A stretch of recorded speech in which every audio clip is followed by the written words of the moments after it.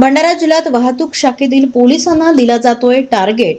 वाहतूक शाखेतील पोलीस निरीक्षक हेल्मेट संदर्भात देत आहेत टार्गेट। तर राज्यात असाच प्रकार सुरू असल्याचं नाना पटोले यांनी विधानसभेत मुद्दा मांडला होता। वाहतूक शाखेतील पोलीस म्हटलं की रस्त्यावर चौकात उभे राहून वाहतूक व्यवस्था सुरळीत करणे, तसेच एकाच वाहनामध्ये अनियमितता दिसली की त्यांच्यावर कारवाई करणे। पण आता भंडारा जिल्ह्यात वाहतूक शाखेतील पोलीस निरीक्षक आपल्या कर्मचाऱ्यांना टार्गेट देत आहेत। दर दिवशी कोणी किती कारवाई केली, किती कारवाई करावी असा आदेशच ठाणेदार साहेब देत आहेत। जिल्ह्यात ट्रॅफिक ब्रांच म्हणून व्हॉट्सअप ग्रुप आहे आणि याच ग्रुपवर कारवाई संदर्भात माहिती दिली जाते। पण आता वाहतूक शाखेतील पोलिसांना टार्गेट दिला जातोय। हे म्हटल्यावर नाईलाजाने त्यांना तो पूर्ण करावाच लागतो। यात एखादी सर्वसामान्य व्यक्ती पिसला जात आहे।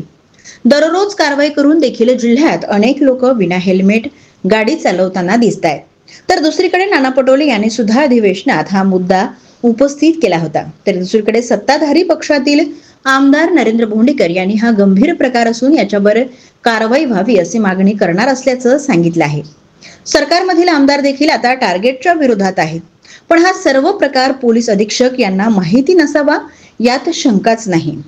मग हा विषय फक्त जिल्ह्यापुरता मर्यादित नसून संपूर्ण राज्यात अशीच परिस्थिती असल्याचंही बोललं जात आहे। नक्कीच असा जर होत असेल, एखादा पोलीस इन्स्पेक्टर जर पोलिसांना जर सांगत असतील का तुम्ही 100 नाही 150 करा आणि मी तुमच्याकडूनच आता बघितले स्क्रीनशॉट वगैरे जे आहेत, असं जर करत असतील तर नक्कीच एक गंभीर आरोप आहे हा आणि चुकीचा आहे। सर्वसाधारण माणसांना, सर्वसाधारण लोकांना, भंडाऱ्यातील जनतेला वेळीच धरण्याचं काम जर पोलीस प्रशासन करत असेल तर अशा जे कोणी PI असे आदेश देत असतील त्यांना ताबडतोब निलंबित करण्यासाठी आम्ही SP ना सांगणार आणि जर SP सुद्धा कारवाई करत असतील तर त्यांच्या वरिष्ठांना सांगू आम्ही।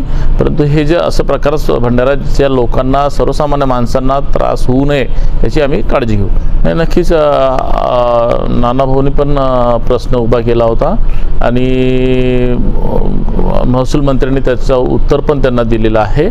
आणि अवैध चुकीचं काही वसुली होत असेल, त्याला कोणी पाठीशी घालत असेल, मी पण लक्षवेधी टाकली होती मागच्या अधिवेशनमध्ये, मी पण तसं हे केलेला होता आणि त्याला कोणीतरी जर एखादा व्यक्ती जर त्यांना पाठिंबा देत असेल तर हा थांबायला पाहिजे आणि याला कोणी किती मोठा नेता, किती मोठ्या जवळचा असेल तरी त्याच्यावरती कारवाई व्हायला पाहिजे।